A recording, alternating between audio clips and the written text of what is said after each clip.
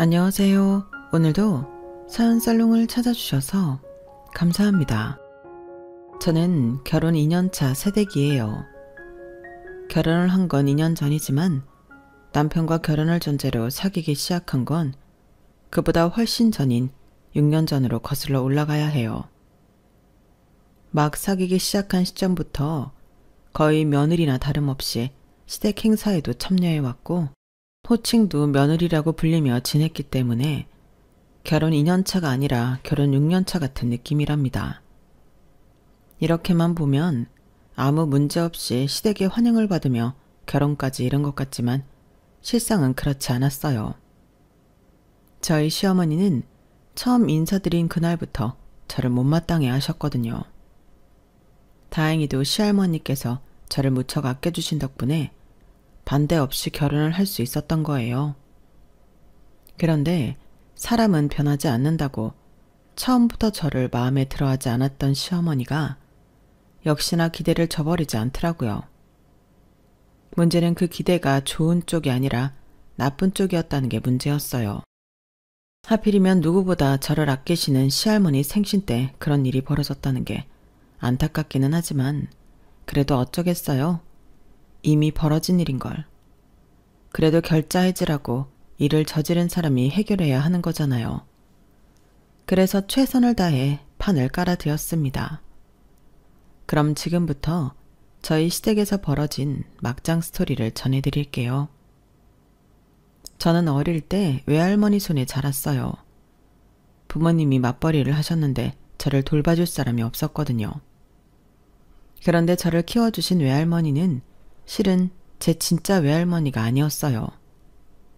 외할머니 대신 저희 엄마를 키워주신 유모님이셨거든요. 진짜 외할머니는 엄마가 7살 때 엄마를 버리고 집을 나가셨어요. 고부간의 갈등이 있었다거나 외할아버지와 사이가 안 좋아서 그랬던 건 아니고 엄마 말로는 춤바람이 나서 그랬다고 하더군요. 남편과 딸을 버린 채 춤선생이랑 사랑의 도피를 하신 거죠. 외할아버지는 딸이 받을 충격을 생각해서 엄마가 많이 아파서 병원에 병을 고치러 시골에 내려갔다고 하셨지만 엄마는 이미 진실을 알고 있었대요. 외할아버지가 회사에 출근한 사이 춘선생을 집에 불러 춤판을 벌인 걸 수없이 봐왔으니까요.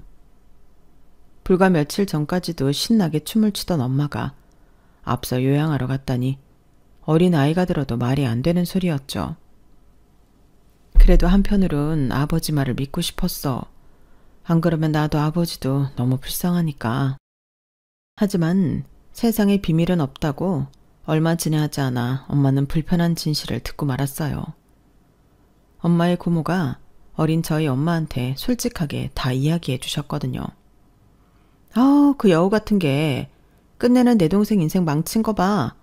집불도 없는 거 네 아빠가 하도 좋다고 그래서 받아줬더니 끝내 은혜를 원수로 갚아? 정민이네 외가가 어떤 집구석인 줄 아니? 네 외할아버지는 도박에 빠져서 선상까지 팔아먹은 도박쟁이고 네 외할머니는 술집 작부였다. 그럼 부모 밑에서 자랐으니 네 엄마가 온전한 인간이었겠니? 그러니 남편이고 딸 자식이고 다 버리고 춤에 미쳐 남자랑 집을 나갔지. 피는 못 속인다고 너는 또 어떨지 모르지. 이거야 원. 내 동생만 불쌍하지. 아휴, 불쌍한 내 동생. 아무리 화가 나도 그렇지 어린 조카한테 그런 소리를 하다니. 엄마의 친할머니도 그렇고 고모도 그렇고 하나같이 저희 엄마를 집 나간 며느리 보듯 했기 때문에 외할아버지는 엄마를 그분들께 맡길 수가 없었어요. 그래서 집에 유모를 들였고 그렇게 엄마를 키우게 되신 분이 세월이 흘러 저까지 키워주셨던 거예요. 유모 할머니는 엄마의 어린 시절 얘기도 해주시고 재미난 옛날 이야기도 많이 해주셨어요. 그리고 옥수수빵을 종종 만들어주셨는데 아직도 가끔씩 그 빵이 그리워지곤 해요. 유모 할머니한테는 원래 아들이 하나 있었는데 어릴 때 병에 걸려서 세상을 떠났다고 했어요. 4대 독자를 제대로 지키지 못했다고 시댁에서 구박을 당했는데 그보다 더 큰 문제는 끊임없이 아들을 다시 낳으라는 시댁의 강요였어요. 하지만 자식이 생기지 않자 시댁에선 유모 할머니를 내쫓아버렸어요. 자식이 죽은 뒤로 이미 사이가 멀어졌던 유모 할머니의 남편은 그걸 보고도 모른 척 했다더군요. 자식을 잃고 남편한테까지 버림받은 유모 할머니는 죽은 자식을 그리워하며 살다가 유모를 구한다는 동네 아주머니 말에 저희 외가에 들어가 저희 엄마를 키우게 되신 거예요. 저희 엄마도 유모 할머니는 각자의 슬픔을 안고 살았기 때문에 서로 의지할 수 있었던가 봐요. 비록 혈육지간은 아니었지만 피를 나눈 부모 자식보다 더 애틋한 사이가 될 수 있었어요. 그리고 그 관계는 저한테까지 이어지게 된 거였죠. 부모님만큼이나 유모 할머니는 제게 소중한 사람이었어요. 그런 유모 할머니께서는 제가 대학교 졸업을 앞두고 있던 그때 세상을 떠나셨어요. 취업해서 첫 월급을 타면 유모 할머니 선물부터 사드리고 싶었는데 영영 그럴 수 없게 된 거예요. 늘 유모 할머니께 받기만 했지 뭐 하나 제대로 해드린 게 없었는데 말이죠. 유모 할머니의 빈자리는 생각보다 깊어서 몇 년이 지나도록 마음속 공허함이 가시지 않았어요. 떡집을 지나다 옥수수 빵을 보는 날이면 유모 할머니 생각이 더욱 간절했어요. 그러던 차에 지금의 남편을 만나게 되었어요. 직장 선배 소개로 만났거든요. 그런데 그날 이후 정식으로 첫 번째 데이트를 하기로 한 날 남편이 연락도 없이 약속 장소에 나타나지 않은 거예요. 처음 소개받던 날 마음에 들어서 내심 첫 데이트를 기대했었기 때문에 실망이 이만저만이 아니었어요. 화도 나고 자존심이 엄청 상하더라고요. 나를 얼마나 대수롭지 않게 생각했으면 이런 행동을 하나 생각했거든요. 그런데 다음날 아침 일찍 남편이 전화를 했더라고요. 솔직히 아직 화가 풀리지 않은 터라 전화를 받기 싫었어요. 그런데 왠지 이 전화를 받지 않으면 후회하게 될 것 같은 생각이 드는 거예요. 상대방이 나한테 무례하게 굴었다고 해서 나도 똑같이 행동한다면 똑같은 인간이 될 뿐이잖아요. 그래서 끝낼 때 끝내더라도 치사하게 피하지는 말아야겠다는 생각을 했어요. 그래서 전화를 받았는데 미안해요. 어제는 경황이 너무 없어서 미처 연락을 못했어요. 할아버지께서 갑자기 세상을 떠나시는 바람에 장례 준비로 정신이 없었거든요.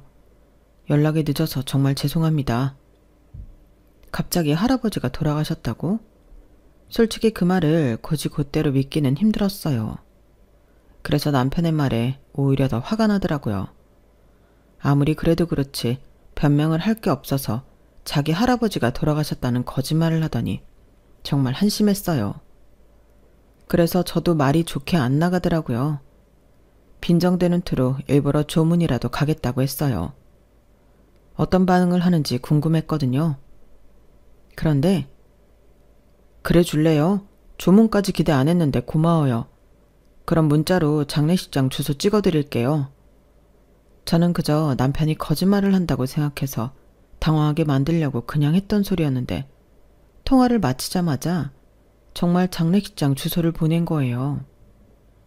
제 입으로 먼저 가겠다고 했으니 이제 와서 못 가겠다고 할 수도 없는 노릇이고 결국 소개팅 한번 한 사람 조부 장례식장까지 가게 됐어요. 그 바람에 얼떨결에 시할머니와 시부모님 그리고 수많은 남편의 일가 친척들과 인사를 하게 되었어요. 만나는 사람들마다 남편과 저를 꽤 진지한 사이로 받아들이는 것 같았어요. 그럴 만도 하죠. 세상에 어떤 여자가 소개팅 한번 남자 조부상까지 챙기러 장례식장에 가겠어요. 남편의 사촌 동생들은 저를 형수님이라고 불렀고 집안 어른들은 저를 강훈이 색시라고 불렀어요. 아무리 아직 그런 사이가 아니라고 말을 해도 좀처럼 들을 생각을 않더라고요. 별 사이 아니긴. 시할아버지 장례식까지 왔으면 말 다 했지 뭐. 그래, 결혼은 언제 할 생각이야? 올해는 할아버지 상도 치르게 됐으니 내년 봄이나 가을이 좋겠는데? 어른들은 벌써 결혼식 날짜까지 잡는 분위기였어요. 생각지도 못하게 일이 커지자 저는 덜컥 겁이 나더라고요. 그래서 불안한 마음으로 언제 여기서 빠져나가나 그 궁리를 하고 있었는데 그때 할머니께서 제게 다가오셨어요. 아가, 밥은 먹었어? 육개장 좀 먹을래? 아니면 떡이라도 줄까?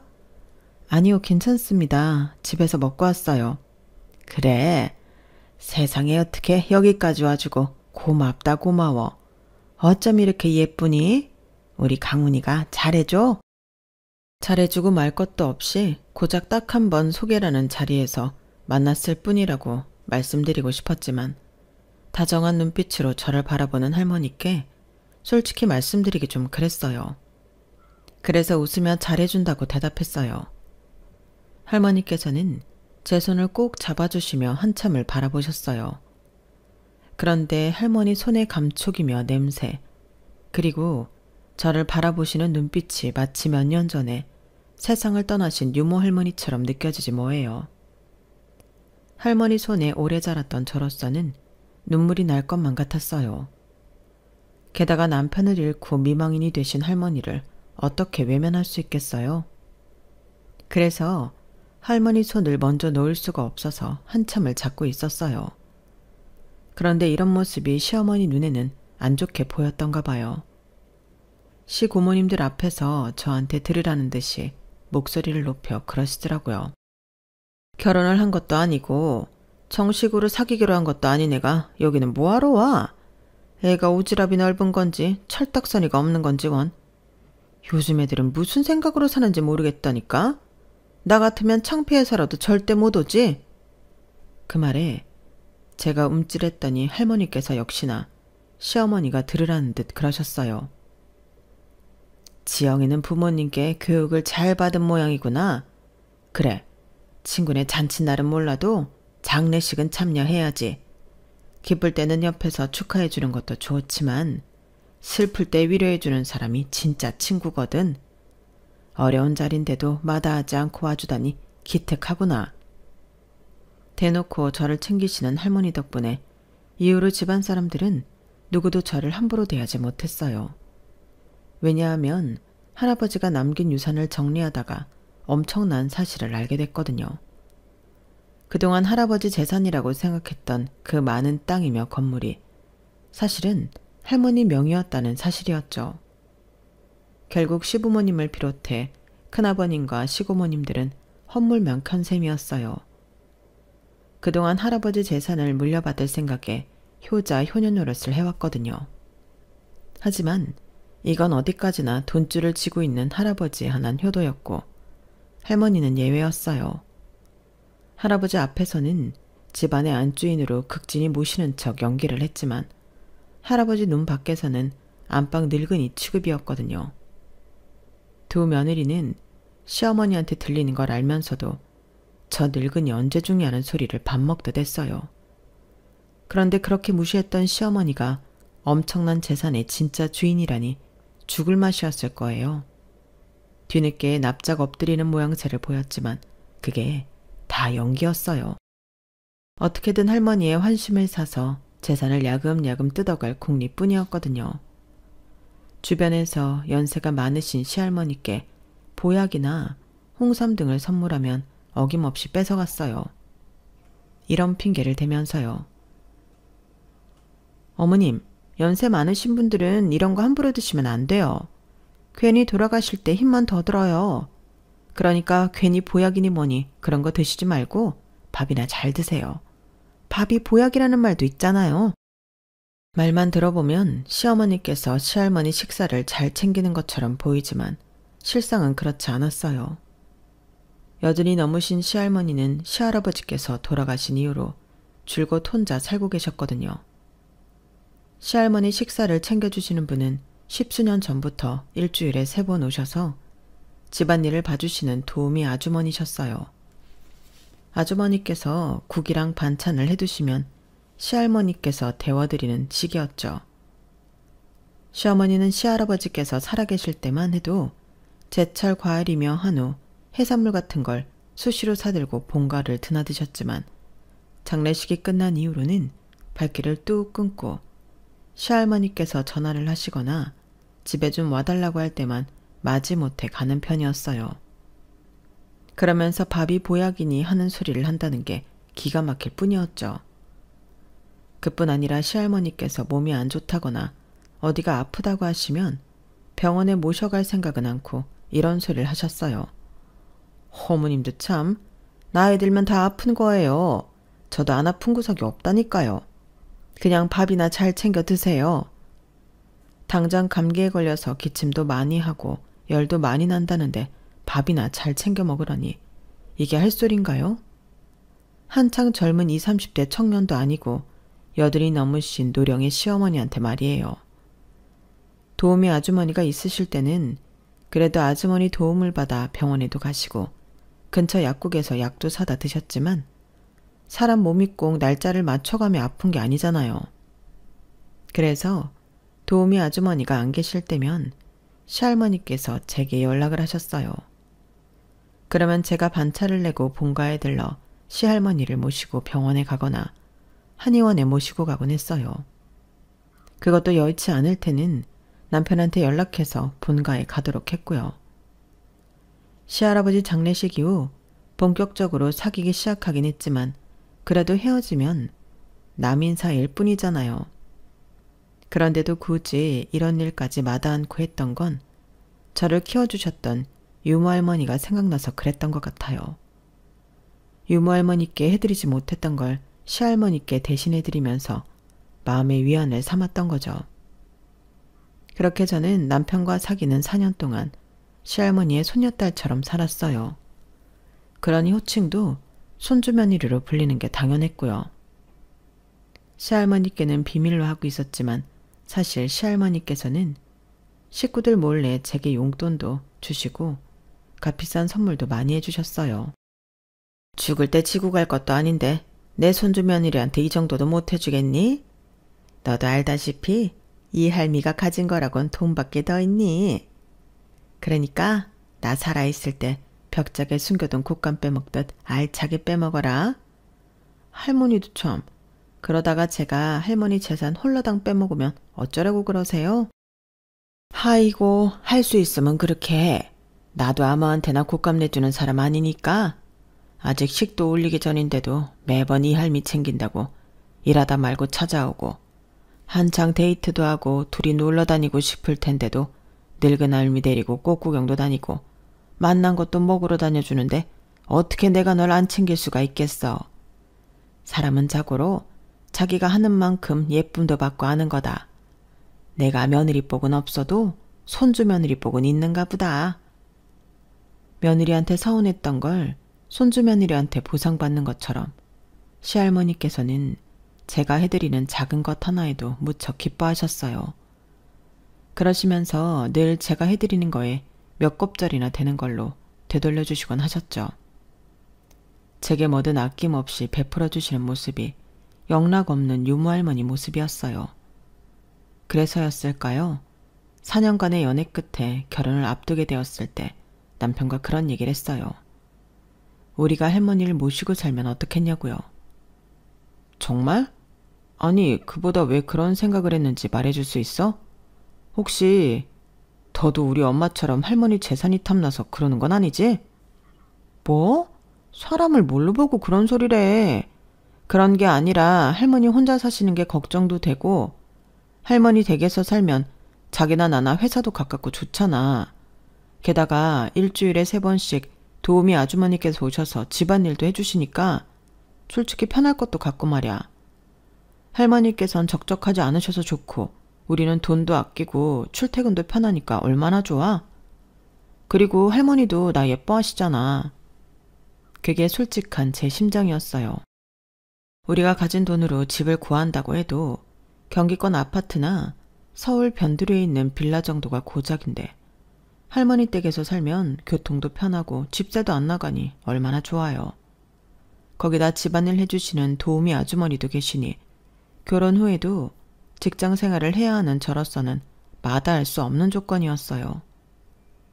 제 얘기를 듣던 남편도 제 말에 혹했는지 저만 좋다면 자기도 할머니 댁에서 사는 게 나쁘지 않을 것 같다고 그러더군요.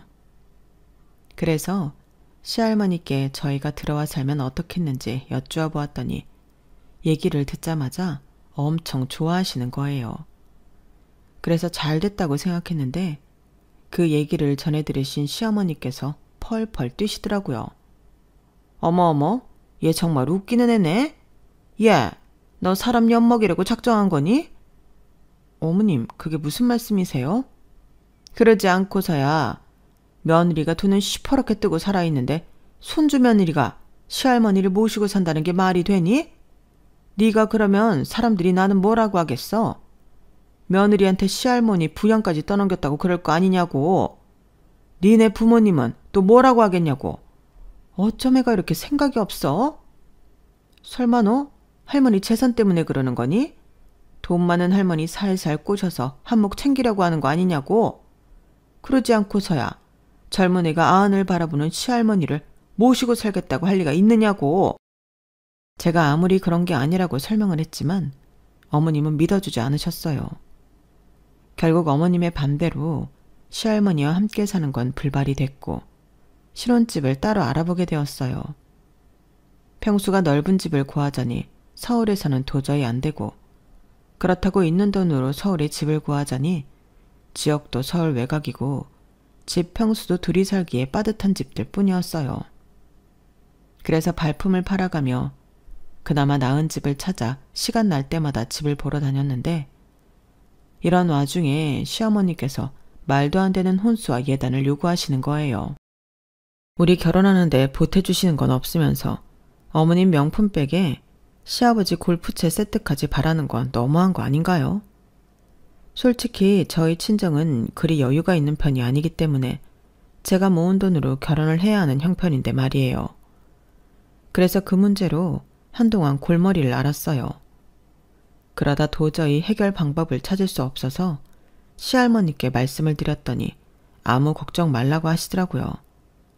집 문제고 혼수랑 예물 문제고 다 시할머님께서 알아서 해주시겠다면서요. 시할머니께서 말은 그렇게 해주셨지만 그렇다고 어떻게 걱정 않고 편히 있을 수 있겠어요. 괜히 말했다고 후회만 하게 되었죠 뭐. 그런데 아직 상견례를 할 때가 아닌데도 시할머니께서 상견례 자리를 마련하라고 닥달을 하시더라고요. 그래서 양가 부모님께 시할머니 뜻을 전하고 서둘러 한식당을 예약했어요. 그런데 상견례 자리에서 시할머님이 그러지 뭐예요. 세상에 어린 것들이 어찌나 기특한지 이 늙은 할미를 모시고 살겠다 그러지 뭡니까. 그 말을 듣고 어찌나 기쁘든지 늙은이가 염치 없이 떠들었다니까요. 그래도 우리 며느리가 자기 며느리를 시할머니 씹사리를 시킬 수는 없다고 하도 반대를 해서 마음만 받기로 했습니다. 우리 며느리가 참 속이 깊죠? 할머니 말씀에 시어머니는 어리둥절한 표정이 되셨어요. 그것도 모르고 저희 부모님은 시어머니께 우리 딸을 아껴주셔서 고맙다고 인사까지 하셨고요. 그러자 시할머니께서 말을 이어가셨어요.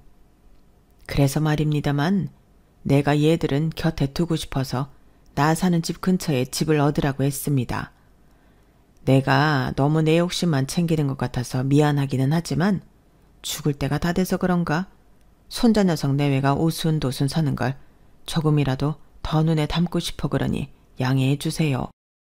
시할머니께서 이렇게까지 말씀을 하시니까 양가 부모님들도 반기를 들 수가 없었어요.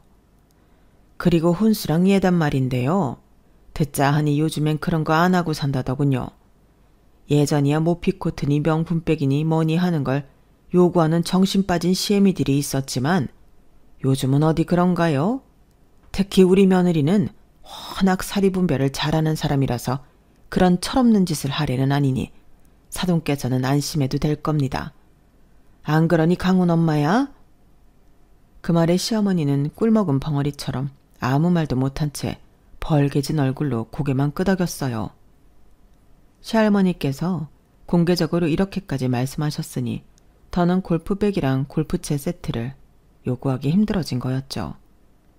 그날 시할머니 덕분에 저는 알턴니가 쏙 빠진 기분이었어요. 그런데 시할머니의 선물은 그게 끝이 아니었어요. 말로는 할머니 댁 근처에 집을 얻으라고 했다 하셨지만 실상은 시할머님이 사시는 아파트 옆동에 저희 신혼집을 마련해 주셨거든요. 전세도 아니고 자가로 말이에요. 하루는 남편 몰래 저한테 살짝 그러시더라고요. 이건 내 손주며느리로 들어오는 기념으로 주는 선물이니까 지영이 네 명의로 해라. 강훈이한테도 비밀로 하고 네 시애미한테도 비밀로 하고 너도 봐서 알겠지만 네 시애미가 알았다간 아주 난리가 날 거다. 그래도 강훈 씨한테는 말해야 하지 않을까요? 강훈이를 못 믿어서가 아니야. 사람이라는 게 뭔가 알고 있으면 의도치 않게 입 밖으로 내뱉을 수 있으니 그러는 거지. 어차피 시간이 지나면 다 알게 될 일이지만 그래도 나 살아있는 동안은 비밀로 해다오. 시할머니께서는 제게 결혼 선물로 40평대 아파트를 해주신 것도 모자라 가구랑 가전제품까지 채워주셨어요. 물론 남편과 시댁에는 제가 해간 걸로 했지만요. 하지만 시할머니와 약속했던 건 끝까지 지키지 못했어요. 저희 집 형편도 잘 알고 제가 가지고 있던 돈의 규모도 아는 남편을 속이기는 힘들었거든요. 그렇잖아요. 서울 중심부에 40평대 아파트를 구하는데 그게 아무리 전세라고 해도 보증금이 한두 푼 하는 게 아니잖아요. 그러니 어쩌겠어요. 미리 이실 짓고 하는 수밖에요. 시할머니께서 제 명의로 집을 해주셨다는 말을 들은 남편은 처음엔 표정이 굳어버리더라고요. 손주인 자신을 제쳐두고 피 한 방울 안 섞인 손주 며느리한테 20억 가까이 되는 집을 해주셨으니 왜 안 그렇겠어요. 거기다 세금까지 다 내주시고요. 그래도 당신 자식들은 물론 5이나 되는 손자 손녀들을 제치고 우리한테만 집을 해주셨다는 사실에 금방 기분을 풀더군요. 그렇게 시할머니 덕분에 좋은 집에서 살게 된 저희 부부는 일종의 고마움의 표현이랄까요? 수시로 시할머니 댁에 들러 식사도 같이 하고 가끔은 드라이브도 함께 다니곤 했어요. 그렇게 시간은 흘러 결혼 2주년이 지난 어느 날이었어요. 하루는 시어머니께서 주말에 집에 좀 들르라고 연락을 하셨더라고요. 그래서 남편이랑 주말에 시댁에 갔는데 어머님이 남편 먹을 보약을 주시면서 그러시는 거예요. 너희는 애는 안 가질 생각이니? 지영이 너 올해 32이잖아. 너 지금 애를 가져도 노산이야. 그런데 어쩜 그렇게 천하태평으로 있니? 남의 집에 시집을 왔으면 네 할도리는 해야 할 거 아니야. 시집 올 때 해온 것도 없으면 애라도 제때제때 낳아야 할 거 아니냐고. 지 할도리는 하나도 안 하면서 시할머니 등 엮고 까불게 안 하고 말이야. 너 요즘에도 할머니 댁에 뻔질나게 드나든다면서? 왜? 너한테 콩고물이라도 떨어질까 봐 그래? 그런 거라면 착각 그만해라. 네 할머니가 그렇게 호락호락한 사람이 아니야. 그동안 집명이고 땅명이고 죄다 당신 손에 쥐고 있었으면서 자식들한테까지 비밀을 해온 사람이다. 우리가 진작 알았어 봐. 얼마나 잘해드렸겠어. 그런데도 자식들이 돈 뺏어갈까 봐 입 꾹 다물고 산 사람이라고. 네가 옆에서 알랑방구 낀다고 순순히 당신 재산 떼어줄 사람 아니니까 일찌감치 정신 차려. 순간 하마터면 어머님의 말씀에 이미 벌써 받았답니다. 이렇게 말할 뻔했지 뭐예요. 그런데 엄마가 몰라서 그래. 할머니가 엄마랑 큰엄마한테나 그러지 우리 지영이한테는 얼마나 잘해주시는데. 우리 사는 집도 지영이 명의로 사주신 거라니까? 남편은 순간 하지 말아야 할 말을 해버리고 말았어요. 그 말에 저는 얼른 남편 허벅지를 꼬집었지만 어머님 표정을 보니 이미 늦었더라고요. 뭐? 그 아파트를 할머니가 사주셨다고? 그것도 지영이 명의로? 남편은 그제야 자기가 실수를 했다는 걸 알고는 손으로 지 입을 막았어요. 하지만 이미 어머님은 화가 날 대로 잔뜩 난 뒤였죠. 그놈의 노친네가 아주 노망이 들었네. 집을 사줄 거면 손자한테 사줬어야지. 그걸 왜 얘한테 해줘? 그러다 니들 이혼이라도 하면 그때 누구 좋으라고? 지영이 너 그 집 명의 당장 강훈이 앞으로 돌려. 네가 왜 그 집을 받아? 네가 한 게 뭐 있다고? 아, 열뻗쳐. 아니, 며느리 나도 제치고 손주 며느리한테 집을 주는 게 말이 되냐고. 그날 어머님은 길길이 날뛰면서 제게 화풀이를 했어요. 월요일에 당장 남편 앞으로 명의를 돌리라고 몇 번을 말했나 몰라요. 집으로 돌아오는 길에 남편은 제 눈치를 살피며 연신 미안하다고 하더군요. 자기, 일부러 그런 거 아니야? 어머니 앞에서 말하면 당연히 당신 앞으로 명의 돌리라고 하실 게 뻔하니까. 그래서 그런 거 아니냐고. 아니야. 솔직히 할머니가 당신한테 집을 해줬다는 얘기를 들었을 땐 서운하기도 했지만 지금은 전혀 그런 생각 없다고. 그나저나 어쩌냐? 엄마가 이 일을 그냥 넘기진 않을 텐데. 예상대로 그날 이후 어머님은 틈날 때마다 제게 전화해서는 명의 바꿨는지를 물으셨어요. 아직 안 했다고 했더니 아주 사람 피가 마르도록 툭하면 전화에 괴롭히시더라고요. 너 왜 명의 안 바꿔? 그렇게 질질 끌다가 그 집 꿀꺽 삼키려는 수자가 아니야? 아무리 사람이 없이 살았어도 주제넘게 남의 것 탐내면 안 되는 거야. 너 계속 이런 식으로 나오면 내가 네 부모님 찾아가서 한마디 할 수밖에 없겠다. 한두 푼도 아니고 자그마치 20억이야. 그게 네 집 개 이름인 줄 아니? 경고하는데 이번 주까지 명의 이전 안 끝내면 그때 너도 네 친정 부모도 가만 안 둘 줄 알아. 이젠 하다하다 저희 부모님까지 걸고 넘어지면서 협박을 하셨어요. 그런 지긋지긋한 협박 때문에 더는 버티기 힘들어서 결국 시할머니께 찾아갔어요. 어머님께 아파트 명의 문제를 들켰으니 남편 명의로 돌리겠다고 말이죠. 그럴 거 없다. 내가 알아듣게 잘 설명할 테니까. 너 시집 올 때 애미가 예단으로 해오라던 그 가방 있잖니? 내가 돈 줄 테니 그거 좀 사라. 며칠 뒤에 내 90번째 생일이니 애들도 다들 집에 올 거다. 그때 네 시애미한테 주면서 살살 달래볼 테니까 일단은 기분을 풀어줘야 말도 통하지 않겠어.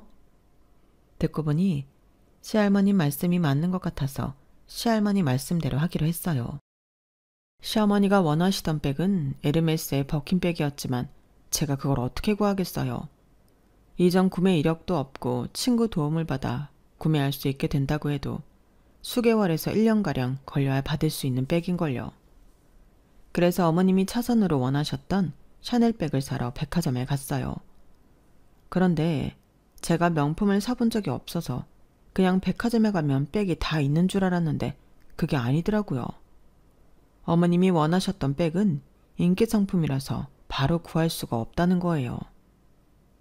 결국 아는 인맥 다 동원해서 가까스로 다른 지점에 있는 백을 구하기는 했는데 그러다 보니 시할머니 생신에 늦게 도착하게 됐어요.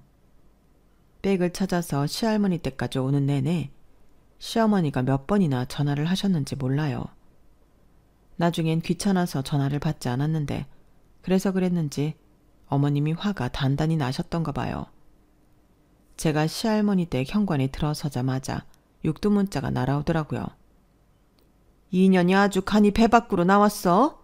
너 내가 그렇게 우습게 보이니? 내 말이 말 같지 않아? 내가 전화한 게 언젠데 이제서 기어들어와. 너 이딴 식으로 며느리짓 할 거면 차라리 내 아들이랑 이혼해. 내가 아주 상전을 모시고 살지 상전을 모시고 살아. 별것도 아닌 집구석 출신이 할머니 백 믿고 까부는 모양인데 네 시어머니는 할머니가 아니라 나라는 걸 알아야지. 네가 언제까지 할머니 믿고 까불 수 있을 것 같아? 그래 봐야 불과 몇 년이야. 90번째 생일 맞은 할머니가 살아봐야 얼마나 살겠냐고. 그러니까 너 처신 똑바로 해. 내 눈 밖에 나가면 그땐 바로 이혼이니까. 알았어? 어머님, 늦은 건 죄송해요. 그런데 선물을 사느라 어쩔 수 없었어요. 선물 같은 소리하고 앉아있네. 뭐 얼마나 대단한 선물을 해온다고 시어머니 전화도 안 받고 뻔뻔하게 이제서야 나타나? 선물을 사느라 늦어? 그것도 핑계랍시고 짓거리기는. 니네 친정에서는 어른 말을 개떡같이 들으라고 가르치대? 이게 아주 어디서 해먹던 버르장머를 부려? 너 일부러 내 전화 안 받았지? 사람 열 뻗치는 거 보려고 일부러 그런 거지? 똑바로 말 안 해? 그딴 싸구려 선물 필요 없으니까 당장 무릎 꿇고 빌어. 꼭지가 돈 시어머니는 시할머니를 비롯해 사촌 동생들까지 다 있는 앞에서 제게 욕설을 퍼부으며 욕설과 함께 온갖 비난을 퍼부으셨어요. 다른 것도 아니고 시할머니 심부름으로 당신 선물을 사오느라 늦은 건데 이게 그렇게 잘못한 건가요? 이런 인신공격까지 받아야 할 일이냐고요. 어떻게 사람 말을 들어보지도 않고 이렇게 사람들 앞에서 개망신을 주는 건지. 저도 더는 참을 수가 없었어요. 그래서 성질대로 질러버렸죠. 아, 선물 필요 없으시구나. 그러세요, 그럼. 저도 이거 구하느라 백화점에 가보니까 견물생심이라고 좀 탐이 나더라고요. 직원한테 얘기를 들어보니 이 모델이 꽤나 구하기 힘들다더라고요. 잘 됐네요. 이참에 제가 가져가야겠어요. 할머니, 어머님이 선물 필요 없다는데 그럼 이 백 제가 가져도 되는 거죠? 저요, 어머님한테 이런 소리까지 들어가면서 어렵게 구한 샤넬백 넘겨드리기 싫어졌어요. 너무 억울해서요. 그러니까 제가 가질게요. 그러자 시할머니를 제외한 온 가족들이 이게 무슨 소린가 하는 표정으로 저와 시할머니를 번갈아 봤어요. 그러자 시할머니께서 단호하게 그러시더군요. 그래야 내가 애미한테 선물로 해주려던 백인데 본인이 싫다고 하니 어쩌겠니. 어렵게 그걸 구해온 우리 손주 며느리한테 줘야지. 그리고 애미 넌 내 생일잔치에 와서는 나 빨리 죽으라고 고글하는 거냐? 뭐? 기껏 해야 몇 년밖에 못 살아? 그래, 어디 네 말대로 내가 몇 년 살고 가는지 너보다 더 길게 살고 가는지 어디 한번 두고 보자. 그리고 이 자리에서 내가 똑똑히 말하는데 나는 내 전 재산 한 푼도 니들한테 남겨주지 않을 거다.